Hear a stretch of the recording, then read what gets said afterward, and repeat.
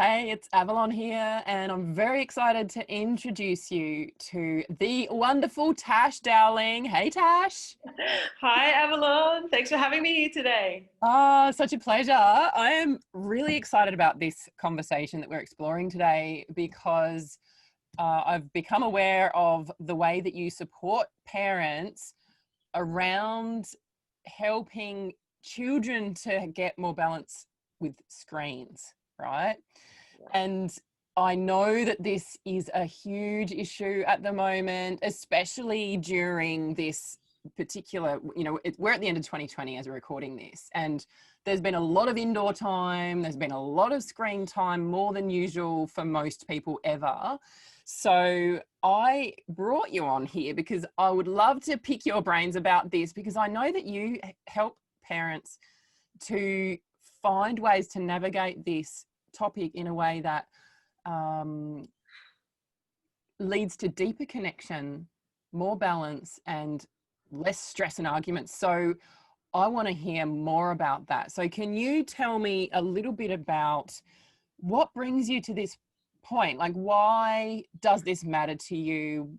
Why do you support parents with this stuff? Okay, Avalon. Yeah, absolutely. I support parents with this stuff. I'm a parent myself. So it all began with me supporting my own son. He was heavily addicted, unfortunately, to gaming and social media, Netflix, YouTube, the whole lot. I think his generation was the first to come through where we thought, technology is awesome. Let's give them everything. Well, that was certainly my naivety at the time, thinking it was the best for my child. So I unfortunately had my son really addicted to digital devices. And yeah, so I've been through it myself. That's the main passion. I've seen it for myself. I've seen the turnaround from my son being addicted, showing what I thought was his personality. And I'm thinking, this is not my child. This is not his personality. And lo and behold, when I took him through a period when I unaddicted him, for better word, when I unaddicted him, he came back to himself. So seeing that is amazing. It's incredible to see the transformation in kids when they simply have some time to rest their nervous system. So that's why I got involved with it. Firstly, seeing it with my son, then seeing it with other kids too, how they respond really well to coming back to a state of health. Yeah. So can you share a little bit more about how you would define a screen addiction? Like, how would a parent know, besides kind of having a bit of an intuitive sense of it, but can you share a bit more about that? What is a screen addiction? What does it look like? Yeah, well, they say that every addiction. I know some people have the train of thought that every addiction underneath that is a some sort of misalignment of connection. So yeah, of course that can be the case, but it really doesn't take that much of a gap of connection for a digital device to come in, because it is so strong on the stimulation of the nervous system with the kids, and it causes so much disarray and dysregulation of the nervous system. So what you can see as a result, if somebody is internet addicted, and I can't diagnose addiction, nobody really can, I don't think, but you do know, firstly, as a parent, something's not right here, and I go for that number one. You have a feeling that something is not right, my child is on this too much. What you see with addiction is basically there are some signs and symptoms that you can see in kids, and you can see that they're starting to choose that as their number one thing to do. When they come home, they go straight to look for the screen. If they go out and they forget their phone, it's panic stations. Anxiety can set in. You can start to see also other signs and symptoms that may not be directly related to addiction, so to say, but what the screen itself causes in kids. It can be tied into, and they're seeing a lot of studies now that's tied into possibly contributing to a lot of the mental health issues that the kids are facing with depression, anxiety, and a few other issues. It's certainly not helpful for the nervous system. So other things that you can see when it's time to get off the screen, there's a big meltdown. The child goes out of control into a rage, aggression, crying. You just notice that you see that they're looping in. They want it all the time. Yeah. And when they don't have it, there's a panic station. They're kind of a couple of the major Yeah. obvious things that you can see Mm-hmm. that you'd question, is my child getting a little bit addicted to this? Yeah. Mm-hmm. Yeah. So on that topic, I wanted to explore a little bit this concept of self-regulation, right? Because coming from my background, pretty much an unschooling type natural learning approach to the children learning in their own ways and having access to different options to learn, which includes screens. And like for myself, I felt like I was slightly in different camps, right? Like there's the radical unschooling approach where it's just like totally let them go for it because they'll find their own place of balance and they'll find their own self-regulation. And then, you know, on the other extreme, there can be a lot of control and domination to try and stop the child and control the behavior. So, you know, how would you respond to that? Like in terms of like complete freedom to explore or domination, what's your approach? How would you approach this Yeah. topic? Yeah, exactly. I also have heard of some parents saying, no, I give my child free range and they find their way. And looking at it from a science perspective, I'm like, wow, that's like, you know, it has been seen to be as strong as a drug addiction. So that's like going, wow, here's a child that's not fully developed. They're not fully developed until they're 25. They're not able to self-regulate as well as an adult until they're 25. Most people know that. So really they do need our support. I like to bring in what I call, well, it's been heard as well before, firm loving boundaries, FLB. It's a marriage between authoritative parenting, which is not authority over somebody. It's telling them, hey, here's the boundary, but this is why. Mm-hmm. Right, so they're educated, and not completely permissive where it's like, you know, a free for all, because a child needs boundaries. You know, they feel safe with boundaries. We need boundaries. We feel safe in a house is a boundary. So, you know, it's our job as a parent to give our children boundaries, is what I believe. But they don't have to be seen as a big military style boundary. That's not a healthy boundary. Yeah. Marrying the boundary, yes, technology is a part of our future. So kids do need boundaries with technology, absolutely, because it is such a strong stimulus. Yeah. Yeah, I don't personally agree, that it's a good idea to just let your child have free for all screens. But, good luck to those parents that do that with success. That's great. Maybe they can give me some tips. But I Yeah. haven't heard of it yet. Yeah. So when I first heard about the DigiTox program, I thought, okay, this is awesome, because I actually do have a couple of children in our family. We've got 5 children, and there's one of our teenagers and the youngest one who really are on the screens a lot, which is exacerbated through this whole time of being home a lot more.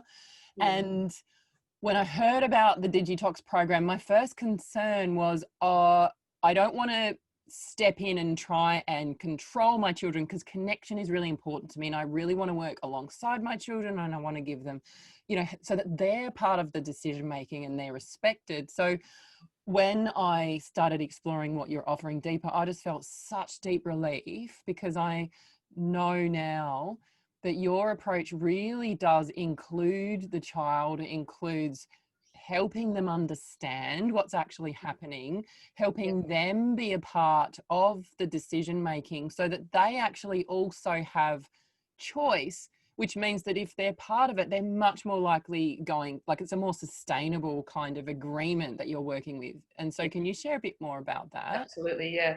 Absolutely, Avalon. Yeah, it is a worry. We don't want to be controlling our children. We need to be educating them, again, with those firm, loving boundaries. It's a bit of a catch-22. It's a good place to start with bringing in, agreements, things that you're not negotiable on, and sharing them with your child and negotiating with them in a way of communicating where they have choice. But your non-negotiables, you're like, okay, let's negotiate this. For example, yourself, your non-negotiable is, for example, and a good one is not to have, screens in the bedroom through the night. So in yourself, hey, we're not going to have that. So, you go to your child and you say, hey, we need to work out, we're all on screen too much and I'm really concerned about that. So sharing your care, you're actually concerned about it. So sharing, hey, I'm a bit concerned about this, that we're on screens too much. And, you know, I've learned from, you know, a doctor or some science research that it's really not good for us to have, you know, be looking at a screen at nighttime because it messes with our bodies in a bad way. I'm going straight into an example here of how you can talk to your child.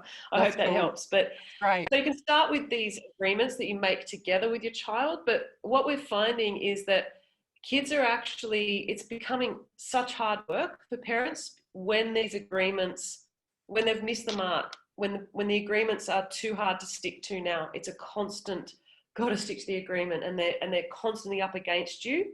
That often indicates that, yeah, there is a bit too much of possibly addiction going on. So it's too much of a battle all the time. So there is this kind of fine line. We're always giving the child choice. We're always giving them choice within that non-negotiable boundary. We're working it out together with them, and we're explaining to them along the way, always education along the way. But when you get that resistance to, oh, that doesn't happen to me, when you say, oh, you know, I heard that it's not good for, you know, people to have this at nighttime. Oh, it doesn't happen to me. Because some kids, you know, have completely different bodies to humans. Different wiring altogether. Totally, they're amazing. So then there's sort of indications that we show along the way that, okay, we might need to go into the process where, which I can talk to you about a little bit later, you know, what the next program is, which is about giving them the chance to see for themselves what they've been doing, right? So they get to see for themselves, oh, wow, I was pretty hooked on that stuff. Wow. And I've seen kids' faces when they walk into a room and, you know, all the kids are on the screen and they go, oh my God. And I'm like, yeah. They're like, wow, that was me. And I'm like, yeah, it's amazing. Yeah. Amazing moment. Yeah. Yeah. So the place we want to get to, because, you know, we're raising our kids for a short time. We're raising them to go out into this world, and the strong tech world, it's only growing, it's only getting stronger. So we're raising them to go out into the world really, really empowered, so that technology serves them in what their passions are, not, you know, just stuck under a tech addiction, struggling all the time. They need to get up and out over that. Yeah. And that's a really important point, because we're not talking about eliminating technology. Like, that's not an option. Obviously, technology is here to stay. And what I'm hearing is that it's more about acknowledging that, yes, we're going to use screens, and let's find ways and support our children so that they can be empowered even when we're not around, that they can actually have their own knowledge to be able to then manage themselves as they move forward. That's where we need to get to, and that's where we get to, you know. Otherwise it's a constant struggle and it's exhausting and not very fun. Yeah. You know, and it's taking up childhood time, it's taking up families' time, it's actually taking over. So it's so big. It's so big. So one of the things that when I did watch your free video, which we're going to actually share a link for that, so for people to have a look to get a little bit more understanding about ending the internet argument, one of the things that I was really impressed by in that is that your approach to supporting a child to change their behavior around screens is very connected, where you're actually really joining the child and connecting in with them and finding out about their world. And it's not like you're kind of ripping them out of something when they're right in the middle of something. It's really respecting that child's process, because, like, if they're really in the middle of something that matters to them, obviously it's going to cause conflict if we say, right, get off, you know, the clock says this, time to get off. Whereas there is that flexibility woven in so that you can actually, even in that moment, negotiate, okay, well, how much longer do you need? And you're there and learning alongside them and being a part of their world, rather than just like yelling from the other side of the house, right, everyone off screens, it's dinner time. Which we've all done. Oh, not me. Not. Yeah. I think that's why I invented that part of the program, hearing my own voice back in the day. Oh. Down. I'd love to hear, can you share any examples of what you've witnessed through this program, because you've run this program before for parents, like just in terms of, you know, can you share any stories or anything that you've seen happen for parents or children as they go through this process? Yeah, look, I love it. I love going through the process with everybody, because I get to see some pretty awesome transformations. You know, I can start with my own story of my own son. One of the things, there's so many things, but one of them, which was very noticeable, it's when our children are being affected physically, it's when we get our mama lioness on and we're like, hang on a minute here, something's hurting my child, I can see it. So my son, and I didn't know what it was from, I learned later on, but his eyes used to roll, like involuntarily, just like talking to him, and eyes would be rolling around. And yeah, after we went through the program, it stopped. That was one little thing, but it was a physical thing, a tangible thing. And it was Tourette's, which is a nervous system disorder. So his nervous system was being fried. And I explain what's going on in the nervous system with kids. So it's affecting so many kids' nervous systems. It's majorly affecting sleep, which, you know, affects their moods. My son wouldn't look me in the eye. He was constantly defensive, just over little things. And you can put this down to, oh, is this just teenagers? And it's like, oh, you could put it down, but why don't we have a little look and see, you know? Yeah. So yeah, seeing some things physically change was amazing. Yeah. That and tics and Tourette's has to be treated with medicine, and it wasn't. Yeah. Totally fine. So yeah, they come back, they sleep. The argument completely goes, which is awesome. Kids start to play themselves, so they get interested in their own activities again. They don't need to be babysat the whole time. They stop saying, I'm bored, which is pretty helpful for stress levels. Hearing that, I'm bored. It's like, yeah, so they become, their imagination, their creativity comes back. They're able to look after themselves. They're allowed to play and create again. Seen some pretty great stories, actually. I can't name names, obviously, but, you know, of a young 14-and-a-half-year-old. He was constantly quite rude with his mum. That went away. He's the one that decided to sell his Xbox, which we were like, wow, awesome. That's cool. Another boy had been in trouble with the courts because of aggression, because of internet, because of his mum took away the internet. So that was really good to see him go through the program, and yeah, I mean, not acting in violence or aggression anymore, and having a relationship with his mum again. It's so huge. It's so huge. So yeah, because there's a part of it's like, really, that sounds too good to be true, you know, like, especially with these kids like so deep in it, and it's like, how can you get between the child and the screen without all sorts of conflict arise? But what I'm hearing and what I get the sense of, because I haven't done your program yet, but I'm so excited to do it. I'm excited for you. Yeah. What I'm getting a sense of is it's you're actually sort of like joining alongside your child, and you're collaborating, like you're in partnership with your child together with a lot of information, so that the child actually really becomes empowered in the situation. Yes. Yeah. You're with your child. Yeah. You're with your child along the way, and it depends how addicted the child is and how resistant they are to the program, and that's very, very common. It's really common. Some conflict, some resistance. There can be some resistance. Yeah. But we go through that as well. Sorry, what was that? We go through that. It's a very structured program. It has to be very safe, very structured, very step by step. It's very strict as well. They're the boundaries part, and it's also very loving and very supportive. Yeah.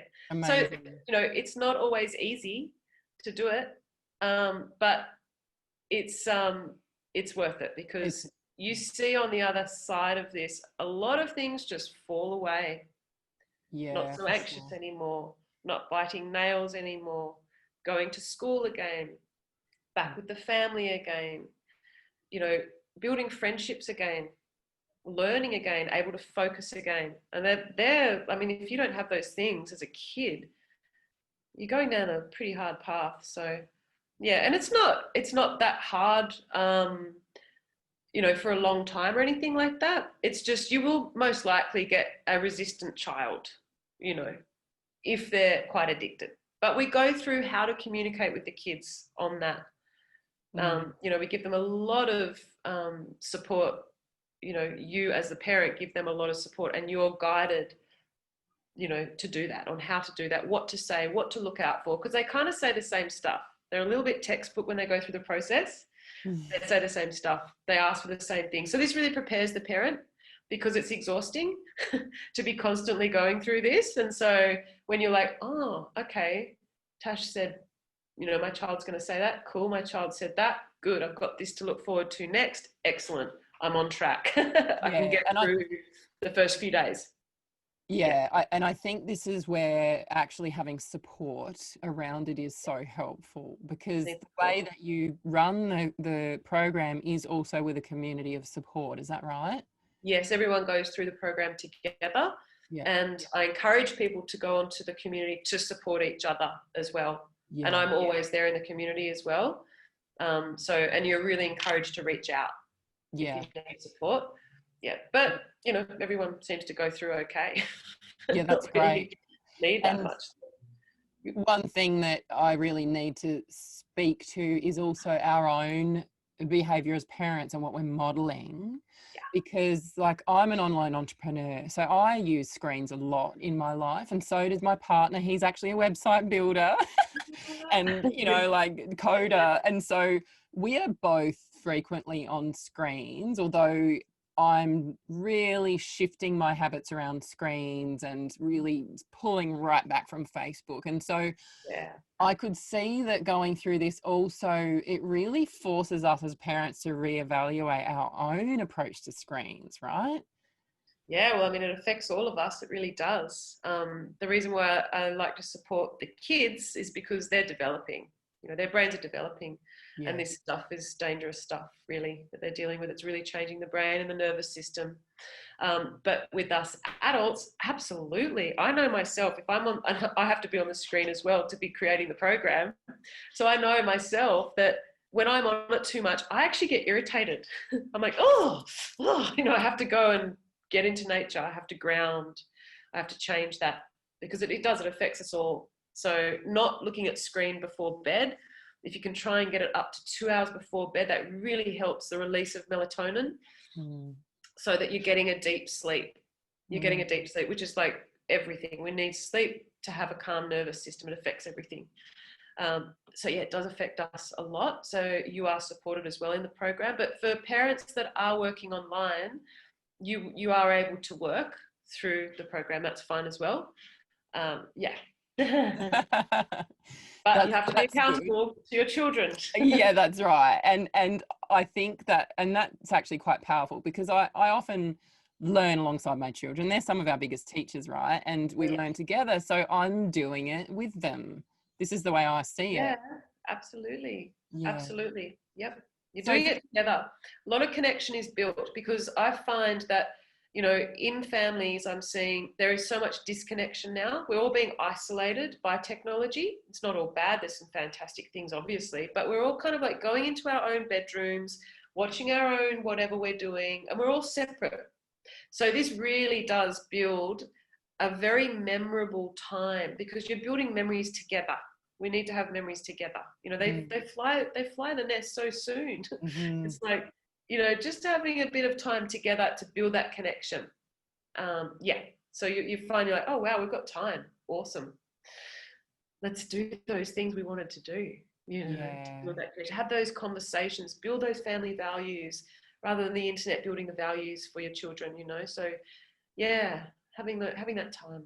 Yeah, amazing. So people who are interested to learn more about your DigiTox program, where would they go to find out more? Well, you can go to the website digitox.com.au, And you are, welcome to sign up to the free End the Internet Argument mini course there to get us, to see my style and my approach, to see if that suits you as well. With the .com.au. Sure. So it's digitox.com.au/restore program, or you'll find it on the website. Yeah. Now that starts on January the 3rd, so it's quite soon. So it's really good if it's something you want to find out more about, to have a little look, because there's a little bit of preparation beforehand. Get on it, because it's a good time early, like let's just step into the new year and shift some patterns. And and I know that there will be also people listening to this interview after the January the 3rd program is run, so then they can get in touch with you and find out when it's running again. Absolutely they can, for sure. Awesome. Yeah. Thank you so much, Tash. It's really, I love what you're doing in the world. It's so needed. Thank you. Really appreciate it. And also thank you to everyone listening today, because these kind of conversations need to happen. It's a new part of parenting that we didn't know was coming. So it's like, okay, what do we do here? Let's go. Yeah, we're in uncharted territory, unprecedented times. There has never in, our known history been this level of like electronic neurology that we are connecting into, and it's massive. Right? So it's, stepping in, knowing that we're all doing the best we can. Yes, we are. All we can do is learn, inform ourselves. And what I also love is that you support parents to really make their own choices that work for their family. There's no one size fits all here. No way. Every family's different. You find your way. You're guided and supported to find your way for your family is really important. Yeah, everybody's different. Everybody has different needs. Yeah. Amazing. So absolutely. Awesome. So get on to digitox.com.au and connect in with Tash, find out more. And if you see this in time, come and join us in January or whenever it suits. Absolutely. Look forward to seeing you there. Thanks so much, Avalon, for your time today. I love your podcast. Thank you. I'm so excited to have you here, because this is all about returning to, trusting yourself, returning back into balance again. Wild mama, like calling our children home, supporting them as they navigate the world. Absolutely. Yeah. Minimizing the stress. That's it. And coming back to balance. 2021. Bring it on. Bring it on indeed. Thank you. Bye. Thank you. Bye.